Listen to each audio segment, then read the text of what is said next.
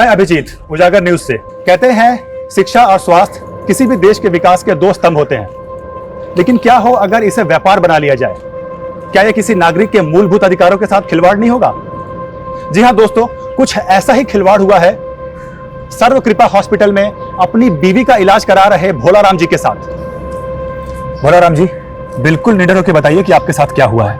साहब, ये सर्व कृपा हॉस्पिटल में लूट मची रखी है। हमारी पत्नी का इलाज यहाँ चल रहा था, लेकिन ये लोग उसको क्या वो कहते हैं वेंटिलेटर। हाँ, ये हमारी मिसिस को उस पर रखकर बोलते रहे कि वो जरूर बच जाएगी, और इतना लंबा बिल बना दिया कि हमारी जेब खाली हो गई। मतलब आपके साथ धोखाधड़ी हुई है? अरे बहुत बड़ी धोखाधड़ी हुई साहब। अभी भी ये लोग कहते हैं कि हमारे पर लाखों रुपया बकाया है, अगर हम वो नहीं चुकाएंगे तो ये हमारी पत्नी की डेड बॉडी नहीं देंगे हमें। देखा दोस्तों, किस तरह इस हॉस्पिटल में एक गरीब आदमी की बीवी का लाश का सौदा किया जा रहा है। बंद कर! अरे बंद कर! अरे चल बाहर निकल! निकल बाहर! ऐसे गुंडई करके जनता की आवाज को दबाओगे? निकल बाहर! अभिजीत देख तुम्हारा कैसे पोल खोलता हूं मैं। अभिजीत पूरे हॉस्टल को बर्बाद कर दूंगा मैं। चल चल चल निकल! सेफ नहीं है ये एरिया, चलना यहाँ से। यार तुझे मना किया था इतने रिस्क मत लिया कर तू। हॉस्पिटल के सामने ये स्टोरी करने से मना किया था तुझे। फुटेज मिला ना? अरे फुटेज मिल गया मेरे भाई, लेकिन तेरी जान चली जाती तो। समझता ही नहीं है छोटी सी बात। अरे भैया, कुछ भैया आप आज सगाई है तुम्हारी, वहाँ लड़की वाले घर पे इंतजार कर रहे हैं और तुम अभी तक यहीं हो। अरे विनोद भैया, वो जरूरी ब्रेक थ्रू था, इंतजार नहीं कर सकते थे हम। तेरी होने वाली बीवी भी इंतजार कर रही है तेरा। यार राजीव, तू तो कब तक लड़कियों से भागता रहेगा? आज तो सगाई पक्की है। ले चल। मर्दों से तो कोई प्रॉब्लम है ही नहीं इसको, बस लड़कियों से ही प्रॉब्लम है। चल। अब तो दोनों बहनें एक ही घर में, इससे अच्छी क्या बात हो सकती है आपके लिए? जी पापा, हम तो बहुत लकी है, हमारी प्यारी बहन वर्षा ही हमारी देवरानी बन रही है। क्यों विनोद जी? हाँ राखी जी, बड़ा भाग। हाँ भैया, बड़ा भाग वाला है तू। हाँ बैठ बैठ अभिजीत। भाई सच सच बता, पसंद आई हमारी साली साहिबा?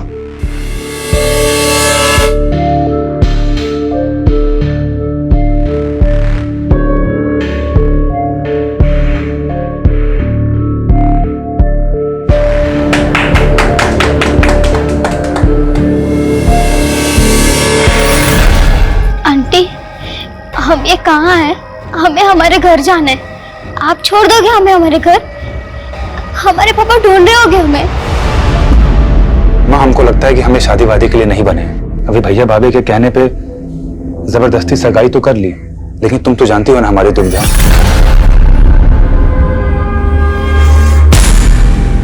माँ, हम इस दुनिया को एक सच बताना चाहते हैं, और वो सच है। तुम क्या कर रहे हो यहाँ पर? नहीं, वो आपकी मम्मी के खाने का टाइम हो गया है ना, इसीलिए आए थे। ना, हम आते हैं।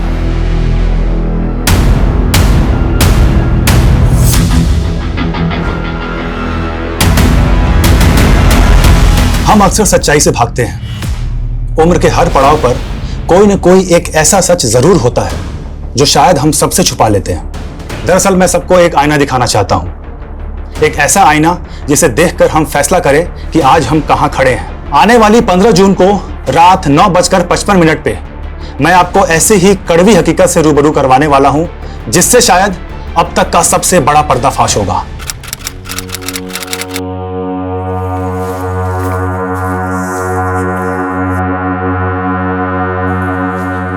अरे अभिजीत पता नहीं कहां रह गया। अरे विनोद भैया, क्या हो गया ये? अरे कुछ नहीं, थोड़ा चक्कर खा के गिर गए थे। अरे बाप रे। अच्छा ये बताइए, अभिजीत को देखा आपने? हमें नहीं मालूम। भाभी भैया, आज 15 तारीख है, 15 जून रात को 9:55 पे वो आज मेरे साथ लाइव आने वाला था, वहां पे किसी चीज का खुलासा करने वाला था। फोन भी नहीं लग रहा है यार उसका, पता नहीं कहां रह गया है। 2 दिन से गायब है और आप लोग आज आ रहे हैं। आपने आखिरी बार कब देखा था सर? 15 जून की दोपहर तो उसने हमारे साथ लंच किया था, उसके बाद पता नहीं कहाँ गायब हो गए। तो क्या उसके गायब होने का राज इस वीडियो से जुड़ा हो सकता है जिसमें वो किसी का खुलासा करने वाला था? आने वाली 15 जून को रात 9:55 पे मैं आपको ऐसे ही कड़वी हकीकत से रूबरू करवाने वाला हूं, जिससे शायद अब तक का सबसे बड़ा पर्दाफाश होगा। हमें तो कुछ समझ नहीं आ रहा सर, आप ही कुछ मालूम कीजिए। ये चोट कैसे लगी आपको? सर वो अचानक से लो बीपी हो गया था, चलते चलते तो सड़क पे गिर गया, उसी से लग गई। अभिजीत ने ये वीडियो कहाँ रिकॉर्ड किया था? सर अभिजीत ने 1 साल पहले ही सोशल मीडिया पे उजागर न्यूज नाम से एक चैनल खोला था। उसके लाखों में फॉलोअर्स हैं और उसके 15 जून के खुलासे वाले वीडियो इनविटेशन को भी लाखों हिट्स मिले हैं। हैरानी इस बात की है कि अभिजीत के कैमरामैन तो कहीं नहीं पता कि 15 जून को वो क्या खुलासा करने वाला था। कहीं उसके गायब होने की कहानी का इस खुलासे से कोई ताल्लुक तो नहीं? लग तो ऐसा ही रहा सर। अगर ऐसा है तो हमारे लिए जानना जरूरी है कि 15 जून को वो क्या खुलासा करने वाला था। उसका लैपटॉप, ईमेल आईडी की डिटेल्स, कॉल रिकॉर्ड सब निकलो। लेट्स फाइंड आउट कि अभिजीत ने आखिरी बार किससे और क्या कम्युनिकेट किया था। Okay sir.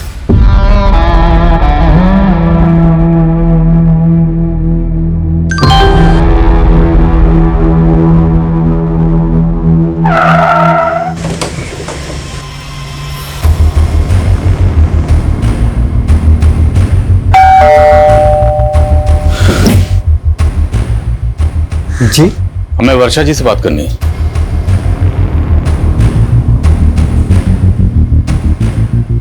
वर्षा जी, 15 जून की शाम को अभिजीत की फोन पर आखिरी बार बात आपसे हुई थी। उसके बाद से वो लापता। आपकी अभिजीत के साथ फोन पर क्या बात हुई थी? आई एम सॉरी वर्षा जी, लेकिन हम आपसे शादी नहीं कर सकते। ऐसा ऐसा क्यों बोल रहे हैं अभिजीत?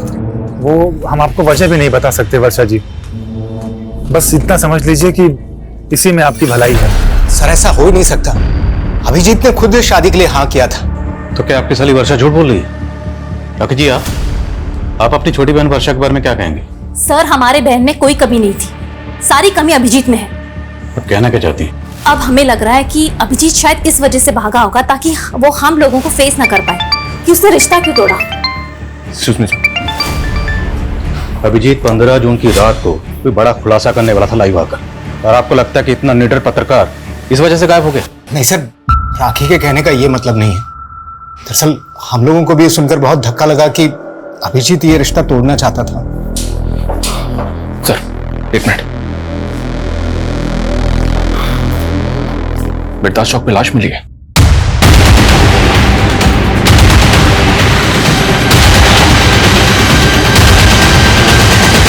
आइए सर। सर लाश बुरी तरह से जली हुई है, चेहरा भी पहचान पाना मुश्किल है, लेकिन उसकी कदकाठी अभिजीत की कदकाठी से मैच कर रही है। तो तुम्हें ऐसा लग रहा है कि अभिजीत की बॉडी है? सर अभिजीत का फोन मिर्दास चौक पे ही बंद हुआ था, उसकी फैमिली से शिनाख्त करवा के देखे क्या? सर ये क्या दिखा रहे हैं सर? देखिए, हम मानते हैं कि बॉडी बुरी तरह से जली हुई है, पर हमारे लिए बॉडी की शिनाख्त करवाना बहुत जरूरी है। पर हमें इनकी बॉडी से ये चेन और ये अंगूठी मिली है।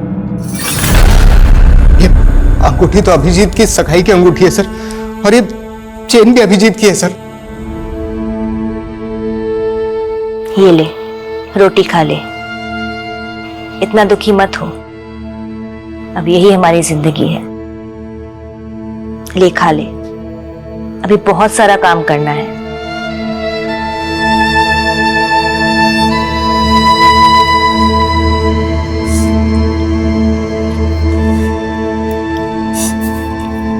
चलो अच्छा है, कम से कम आज तुम कुछ खा तो रही हो। ये भी कोई खाना है? हमारे पापा रोज हमें ब्रेकफास्ट में कॉर्नफ्लेक्स खिलाते हैं और स्कूल के लंच में पराठे। तू कौन से क्लास में पढ़ती थी? 6th। चलो हम तुम्हारा टेस्ट लेते हैं। ये अखबार में जो लिखा है पढ़ने आता है ना? हाँ आता है पढ़ने, तो पढ़ो। भारत जल्दी ही 5 ट्रिलियन की अर्थव्यवस्था होगा।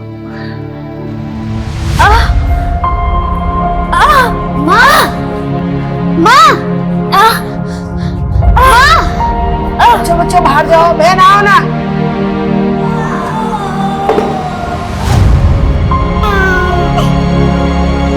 हमारा नया दोस्त आ गया। सर पीएम रिपोर्ट के हिसाब से पहले अभिजीत को बुरी तरह से पीटा गया। लेकिन सर किलर ने ऐसा क्यों किया? इसलिए कि उसको आइडेंटिफाई नहीं किया जा सके। अगर ऐसा था तो फिर अभिजीत की बॉडी पर उसकी चेन और अंगूठी इंटैक्ट क्यों था?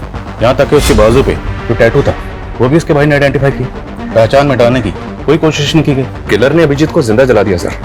ऐसा लग रहा है जैसे किलर की अभिजीत के साथ कोई गहरी रंजिश थी। अभिजीत के लैपटॉप से क्लू मिला? साइबर टीम अभिजीत के लैपटॉप और मोबाइल का डेटा रिकवर करी है सर। लेकिन सर अभिजीत का फोन पिछले कई दिनों से अतुल नगर में काफी एक्टिव था। अतुल नगर में कहाँ जाता था? ये तो नहीं पता, लेकिन अतुल नगर में जितने भी सीसीटीवी हैं सबकी फुटेज मंगा रहा हूँ। और अभिजीत का कैमरामैन प्रथमेश, उसने कुछ बताया? नहीं सर, उसे इस बारे में कुछ नहीं पता।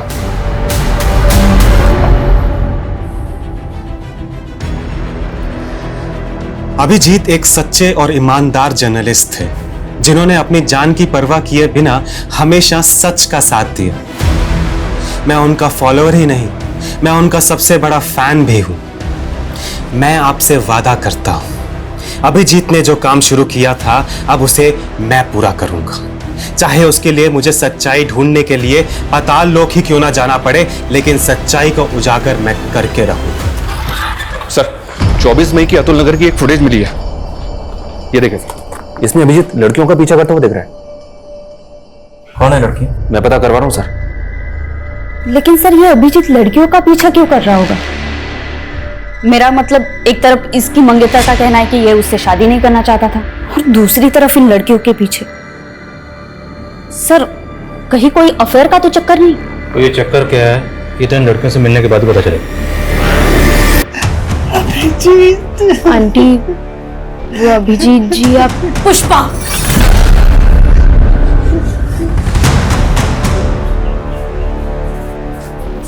जी माँ जी को क्या बताना है और क्या नहीं बताना ये तुम्हारा काम नहीं है।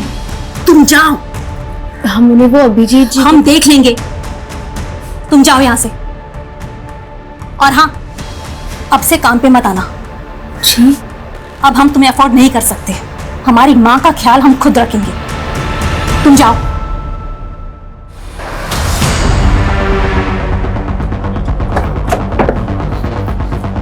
अभिजीत जिन दो लड़कियों का पीछा करते हुए देखा था वो दोनों लड़कियां इसी घर में किराए पे रहती थी सर, और ये इस घर के मकान मालिक हैं। इन्होंने ही मकान किराए पे दिया था। नाम क्या था दोनों लड़कियों का? सर बड़ी वाली का गीतांजलि और छोटी वाली का चंचल था। दोनों सगी बहनें थी। आप कहाँ हैं? सर वो लोग तो 10-12 दिन पहले अचानक घर खाली करके चले गए थे। रहने वाली कहाँ की थी? रेंट एग्रीमेंट में उनका नेटिव एड्रेस होगा। रेंट एग्रीमेंट तो नहीं बनाया, लेकिन हाँ वो बिहार की रहने वाली थी। तुम लोग भी ना, हम लोग बार बार गाइडलाइन जारी करते हैं कि बिना पुलिस वेरिफिकेशन के मकान किराए पर नहीं देना, पर सुधरोगे नहीं तुम लोग। सर गलती हो गई। लड़कियां करती क्या थी? सर वो घरों में मेड का काम करती थी। कहाँ, किस घर में? सर वो तो नहीं मालूम। लड़कियों के फोन नंबर तो होंगे आपके पास? सर उनके पास फोन्स भी नहीं थे।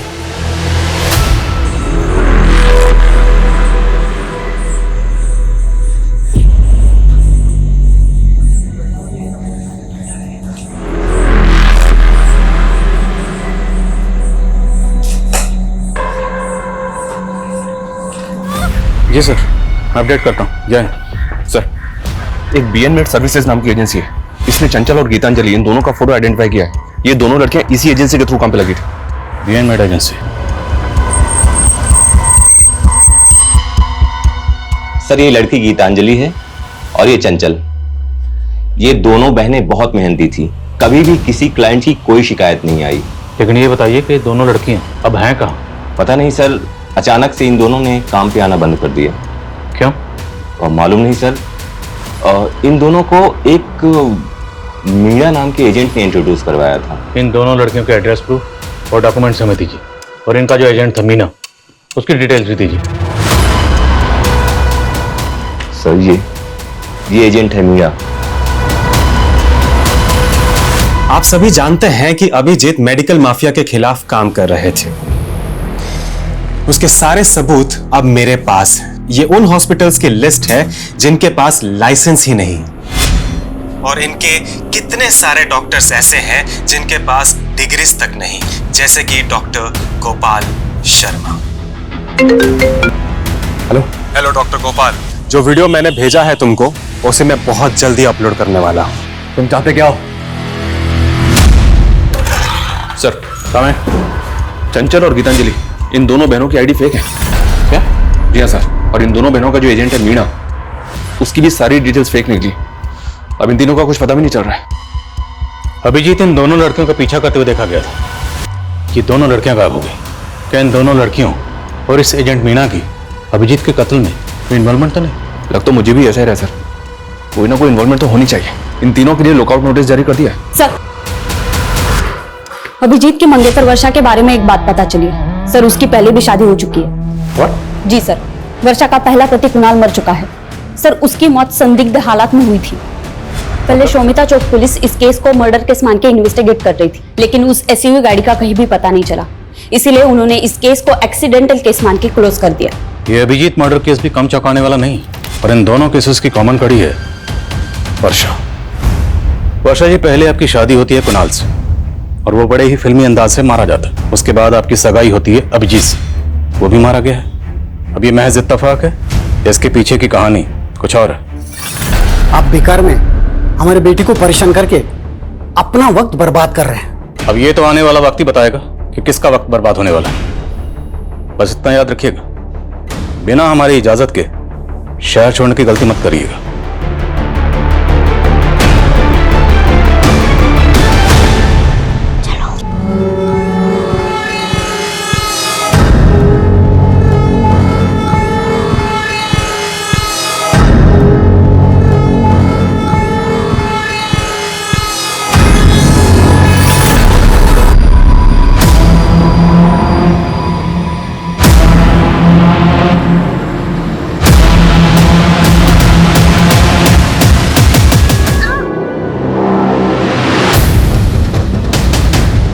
Sir,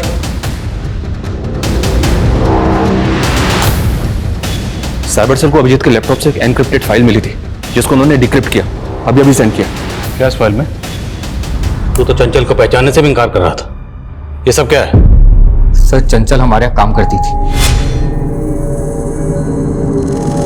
sir. हम उसे पैसे दे दे के थक गए थे, लेकिन उसका लालच बढ़ता ही चला जा रहा था। मजबूर होकर हमने सब बात अभिजीत को बता दी। उसने हमें प्रॉमिस किया कि वो हमारी मदद करेगा। कहानी अच्छी है, लेकिन सिर्फ कहानी, यह हकीकत नहीं है। हकीकत मैं बताता हूँ कि अभिजीत को पता चल गया था कि तुम उस लड़की की मजबूरी का फायदा उठाकर उसको ब्लैकमेल कर रहे हो, उसका रेप कर रहे हो। इसलिए अभिजीत उस लड़की की मदद कर रहा था और तुमने अभिजीत को रास्ते से हटवा दिया। नहीं सर, ऐसा कुछ भी नहीं हुआ सर। शर्मा, ये ऐसे नहीं समझ रहा, जरा समझाओ इसको अच्छी तरीके से। सर, गीतांजलि, चंचल और मीणा ये तीनों अभी भी ट्रेस नहीं हो पा रहे हैं, और राजीव भी इस बात को एक्सेप्ट नहीं कर रहा है कि उसने लड़कियों के साथ कुछ किया है। लेकिन हाँ सर, वर्षा को इन्वेस्टिगेट करते हुए पता चला कि उसके हाथ भी साफ नहीं है। दरअसल कुणाल की मां को अभी भी इस बात का शक है कि वर्षा ने इंश्योरेंस के पैसे के लिए कुणाल को मरवा दिया। कुछ भी साबित नहीं हुआ तो इंश्योरेंस का सारा पैसा वर्षा को मिल गया और बाद में उसने ये पैसा किसी और अकाउंट में ट्रांसफर कर दिया। किसके अकाउंट में? हाँ, वर्षा ने पैसों की मदद की थी, लेकिन इसमें गलत क्या है? क्या बहन बहन की मदद नहीं कर सकती? कैसी मदद? विनोद को करीब 2 साल से बिजनेस में काफी नुकसान हो रहा था। इनका पार्टनर इन्हें बहुत परेशान कर रहा था, पैसे वापस मांग रहा था। विनोद को पैसे वापस देने थे तो वर्षा ने मदद कर दी। लेकिन परेशानी तो फिर भी कम नहीं हुई। कुछ दिन पहले अटैक हुआ था ना पे। उस दिन पुलिस स्टेशन में इस चोट के बारे में पूछा तो झूठ बोल दिया। सर, वो अचानक से लो बीपी हो गया था, चलते चलते तो सड़क पे गिर गया।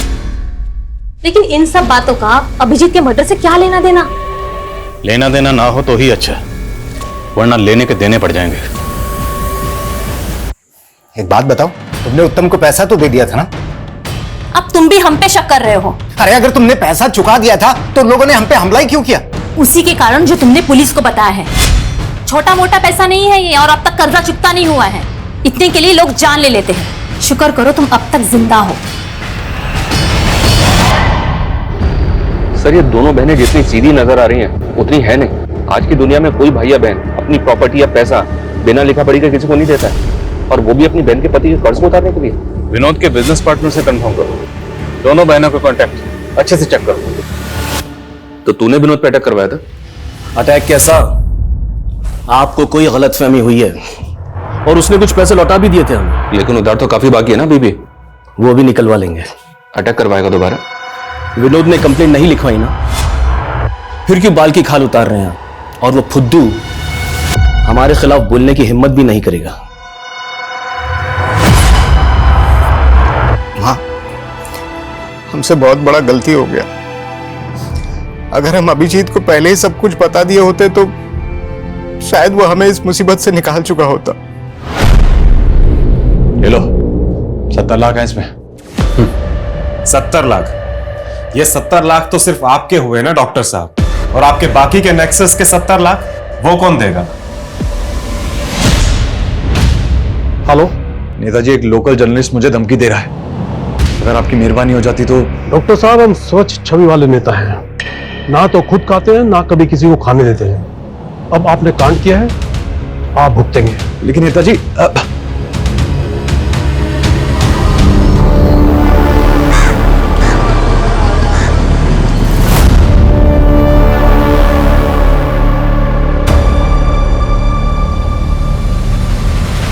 हम थक गए ये करते करते। अभी और कितने खून बहाने पड़ेंगे? ये हमारा तीसरा अबॉर्शन है। न जाने तुमसे शादी करने के लिए हमें अभी कितना और इंतजार करना होगा। हम जल्दी सब कुछ ठीक कर देंगे। एक दूसरे से प्यार करते हैं। और सर, हमें पता था कि वर्षा के पिताजी हमें कभी स्वीकार नहीं करेंगे। इसलिए पहले कुनाल और अब अभिजीत खत्म कर दिया। नहीं सर, हमने ऐसा कुछ नहीं किया है। 15 जून को अभिजीत की आखिरी बार फोन पे बात तुमसे हुई थी? जी सर, हमारी बात जरूर हुई थी, पर बात कुछ और हुई थी। इस पर एक और नई कहानी। एक्चुअली सर, हम आपसे झूठ बोल रहे थे। हम किसी और से प्यार करते हैं। अरे लेकिन वर्षा, ये सब तुम हमको सगाई से पहले बता सकती थी ना। हाँ अभिजीत, लेकिन हम क्या करते, हम मजबूर थे। अभिजीत, क्या आप एक फेवर कर सकते हैं? आप खुद ही पापा को कह दीजिए ना कि आप शादी नहीं करना चाहते। लेकिन अभिजीत माना नहीं। तुम दोनों को लगा कि तुम दोनों की पोल खोल देगा, इसलिए तुम दोनों ने उसकी जान ले ली। वैसे तुम्हारे लिए किसी मासूम की जान लेना कोई बड़ी बात नहीं है।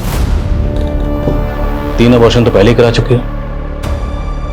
और तुम अपनी बहन राखी को किस बात के पैसे दे रही थी? सब उसको हमारे अफेयर के बारे में पता चल गया था।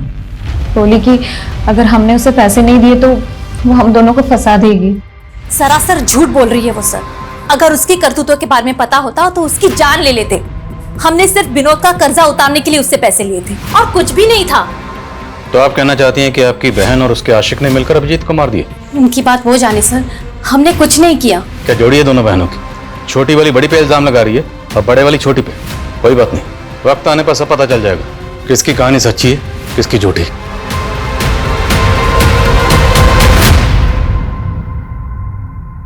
तो आपकी सास की केयरटेकर क्या नाम है उसका? पुष्पा। कहाँ वो? हमने उसे काम से निकाल दिया। अब हम उसे अफोर्ड नहीं कर सकते। रहती कहाँ वो? एड्रेस दीजिए। ये बात तो अभिजीत ही जानता था, हमें कुछ नहीं पता।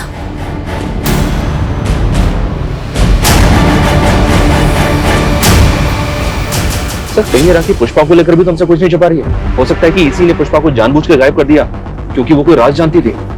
या फिर पुष्पा को खेल करके इस राखी पे कड़ी नजर रखो और पता करो कि पुष्पा कहाँ गायब है, और उसके लिए लुकआउट नोटिस जारी करो।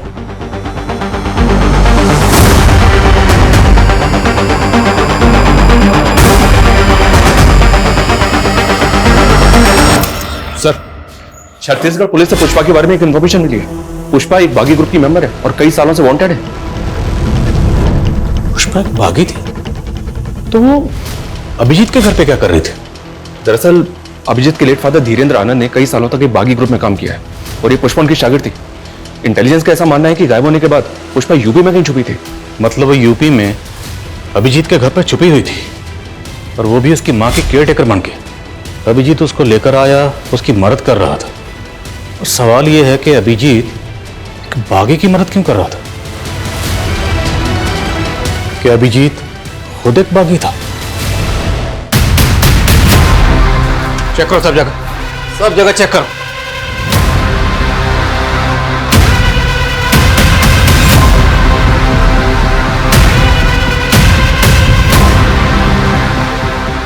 सर, बहुत गलत कर रहे हैं आप। एक ईमानदार पत्रकार की छवि के साथ में खिलवाड़ कर रहे हैं आप लोग। फिलहाल तो हम जा रहे हैं, लेकिन अगर हमें बाद में पता चला कि अभिजीत के साथ मिलकर आपने बागियों का साथ दिया था तो हम आपको नहीं छोड़ेंगे। चलो। ओ 172, चल मुंह धो ले और काम पे चल। अब यही तेरी किस्मत में लिखा हुआ है। तैयार कर ले अपने आप को इन सब चीजों के लिए। जब 135 का बच्चा बड़ा हो जाएगा ना, तुझे ही ट्रेनिंग देनी है।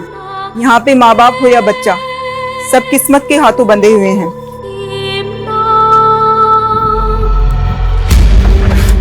हो सकता है ये अभिजीत भी अपने फादर की तरफ भागी।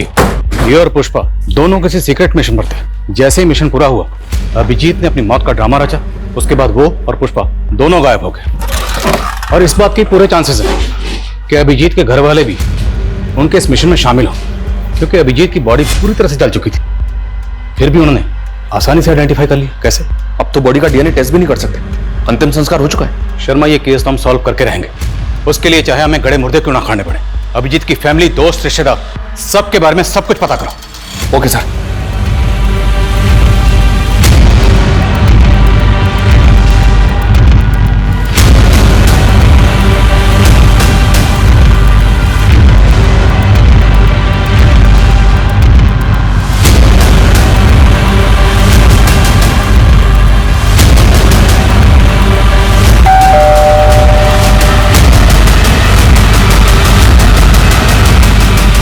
सर, इतना सारा कैश? सर ये मेरा कैश नहीं है सर। तो किसका? सर ये तो अभिजीत का है। अभिजीत के लिए फंड इकट्ठा कर रहा है। आखिर ये अभिजीत करना क्या चाहता है? अभिजीत? सर उसका तो मर्डर हो गया ना सर। अभी बोल रहा है अभिजीत का कैश। सर ये उसी की ईमानदारी का मोल है जो हम बेईमानी से कमा रहे हैं। मैं, राखी और उत्तम साथ में मिलकर के ये काम कर रहे हैं सर। तुम्हारी छोटी बहन वर्षा का नीरज से अफेयर और तुम्हारा अपने पति के बिजनेस पार्टनर उत्तम से अफेयर। अति उत्तम। सर हमारा कोई अफेयर नहीं है। हमने सोचा था कि विनोद उत्तम के साथ बिजनेस करके सेटल हो जाएगा, लेकिन आलसी घाटा करके बैठ गया। ओ मैडम, यहाँ मैं मुनाफा या घाटा जानने के लिए नहीं बैठा हूँ। तुम तीनों ये बताओ कि अभिजीत को क्यों मारा? सर हमने अभिजीत को नहीं मारा है, बल्कि उसकी मौत का फायदा उठा करके हमने सिर्फ डॉक्टर गोपाल शर्मा से पैसे ठगे थे। सर प्रथमेश ने हमें बताया था अभिजीत के मेडिकल स्कैम खुलासे के बारे में, तो हमने उत्तम की ताकत का इस्तेमाल किया ताकि कोई डॉक्टर हमें परेशान करे तो उत्तम संभाल लेगा। तो 15 जून की रात को अभिजीत यही खुलासा करने वाला था? नहीं सर, वो तो सच में उसने हमसे सीक्रेट रखा था। वो कुछ और बात थी और उसी की वजह से उसकी जान गई है सर। तुम तीनों को तब तक तोड़ेंगे जब तक सच नहीं कबूलोगे। नीलम, तोड़ो। डॉक्टर गोपाल की कुंडली निकलवाओ। पूरे चांसेस है कि 15 जून को अभिजीत जो खुलासा करने वाला था वो उसी डॉक्टर के खिलाफ हो। हेलो, क्या आप मुझे डिटेल्स मिल कीजिए।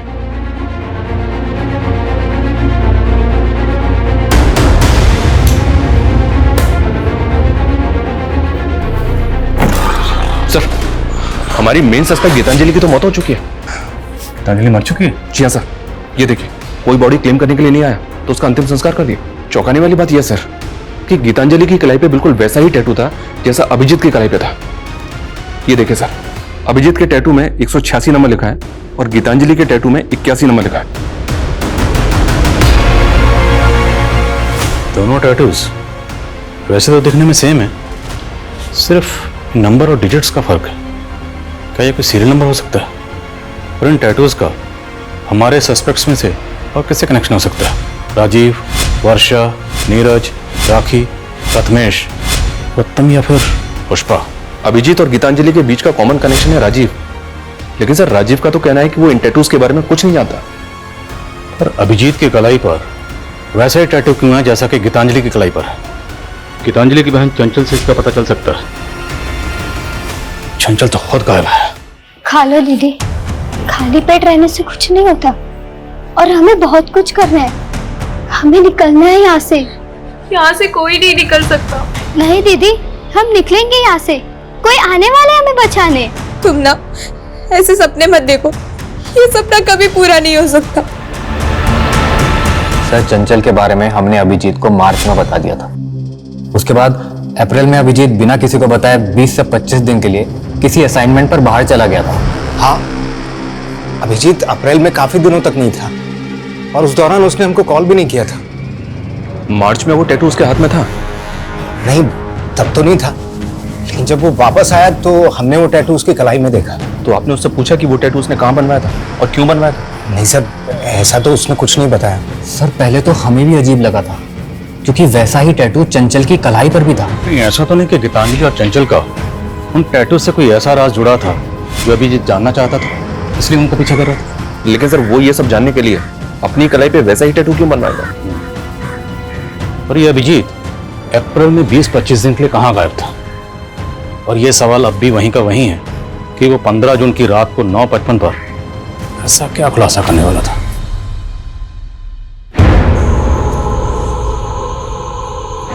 देखो, हम जानते हैं चंचल और गीतांजलि के अलावा तुम लोगों के साथ यहाँ पर क्या हो रहा है। हम यहाँ की सच्चाई पता करने आए। आप हमें यहाँ से आजाद कर दोगे ना भैया? हाँ, लेकिन उसके पहले तुम्हें सब बताना होगा कि यहाँ पर हो क्या रहा है। मैं भारत, मैं एक विशाल लोकतंत्र हूँ, बहुत तेजी से बढ़ती अर्थव्यवस्था हूँ, पर देखो मेरी गरिमा पे ये कैसा दाग लगा है। ये कैसा दाग लगा है? ये दाग हम सबको मिलकर धोना है।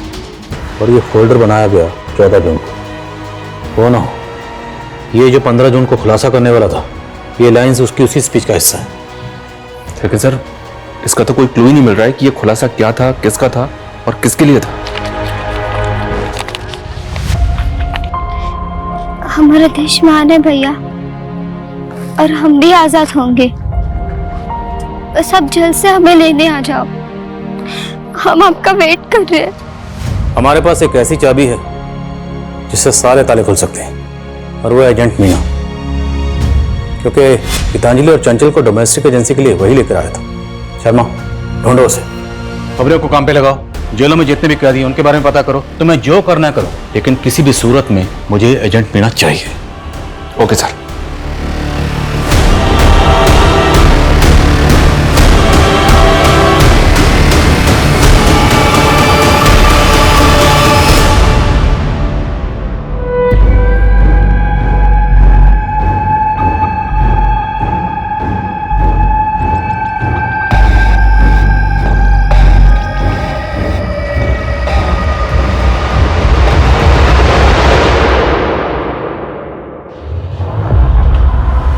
मीना, क्या करो? साहब, ये सब लड़के तो बंदे मजदूर हैं। इन्हें तो मैं शहर के बाहर से अपने टेम्पो में लेकर आता हूँ। मेरा काम है इन्हें घरों में काम दिलाना, और अगर कोई गड़बड़ करने की कोशिश करते तो हमको वापस कैंप भेज देते हैं। कैसा कैंप? कहाँ है ये कैंप? कैंप के बारे में मैं कुछ नहीं जानता। ये तो मुझे शहर के बाहर एक जगह पर मिलती हैं सब। कैंप का कोई बंदा लेके आता है इनको। ये सब करवाता कौन है? मालिक कौन है? साहब, इसके बारे में मुझे कुछ नहीं पता। सबसे पहले हमें ये पता करना होगा ये कैंप है कहाँ। इस नेक्सस ने बहुत गहराई तक अपनी जड़ें फैला रखी। ड्रोन कैमरा यूज करने की परमिशन निकलो। पूरा शहर, उसके आसपास जितने एरिया, सब जगह स्कैन करो। कोई भी एरिया छूटना नहीं चाहिए।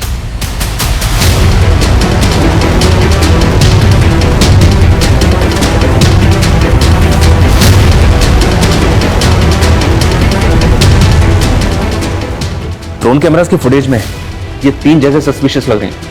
इनकी डिटेल्स निकलवाई सर, और इन 3 में से एक जगह ऐसी है जहां लोगों की मूवमेंट बहुत ज्यादा सस्पिशियस है। यहीं टारगेट करेंगे, पूरी फोर्स के साथ धावा बोलेंगे। तैयारी करो। Okay sir.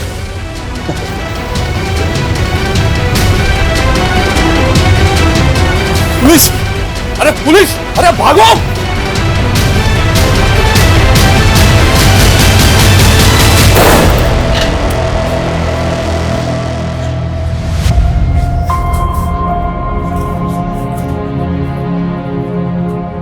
डरो मत, हम लोग आप लोगों को बचाने आए हैं। आपको अभिजीत भैया ने भेजा है ना?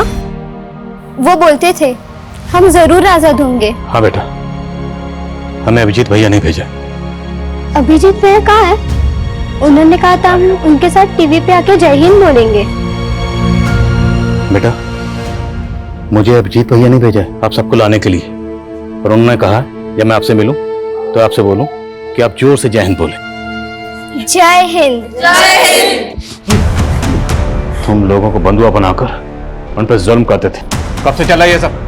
साहब, काफी टाइम से हमारे लोग हर शहर में फैले हुए साहब। अगर हमें कोई अनाथ या कोई मजबूर मिलता था, हम इन्हें अपना कैंप में लेके आते साहब, और हम बच्चे लोग को भी किडनैप करके लेके आते साहब। अब ये बताओ, कैंप में उनसे करवाते क्या थे? साहब,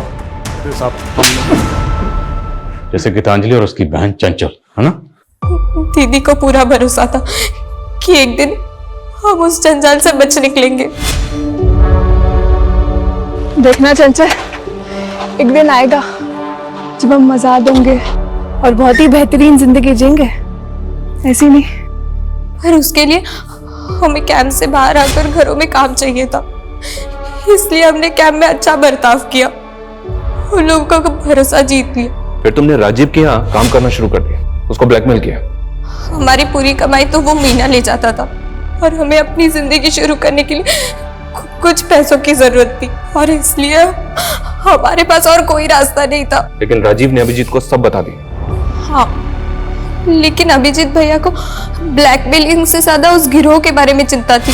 देखो, मुझे पता है तुम लोगों के साथ क्या हो रहा है। मैं तुम्हारी मदद करना चाहता हूँ, लेकिन उसके लिए मुझे तुम्हारे जैसे मजदूर बन के ही उस कैंप में घुसना पड़ेगा और अपने हिडन कैमरे से सब कुछ रिकॉर्ड करना होगा कि वहां पर एक्चुअली में हो क्या रहा है।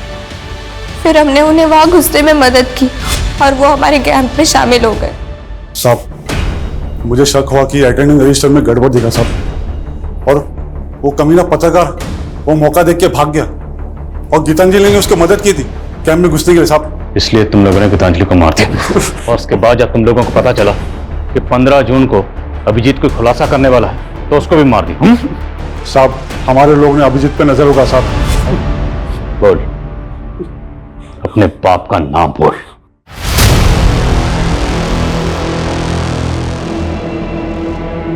धर्मेंद्र सिंह सर मीटिंग में। सर सर सर सर अच्छा, हाँ। धर्मेंद्र जैसा बड़ा नेता इस नेक्सस का मास्टरमाइंड होगा, ताज्जुब हो रहा है सर। उस फैक्ट्री में तकरीबन 150 औरत मर्द और 50 से ज्यादा बच्चों के साथ इस तरह का दुर्व्यवहार किया जा रहा था। ये जानने के बाद बहुत तकलीफ हो रही है। लेकिन सर, पुष्पा का इस गिरोह से कोई लेना देना नहीं, हालांकि वो अभी तक गायब है। सर, हमने उसकी रिपोर्ट नेशनल एजेंसी को दे दी है। ये बहुत ही अफसोसनाक है कि एक तरफ जहां हमारे मुल्क में 5G टेक्नोलॉजी लॉन्च हो रही है, हमारे मुल्क की इकोनॉमी तेजी से आगे बढ़ रही है, वहीं आज भी 2022 में भी एक तरफ काला अंधेरा छाया हुआ है, जहां कुछ लोगों के साथ अमानवीय बर्ताव किया जा रहा है।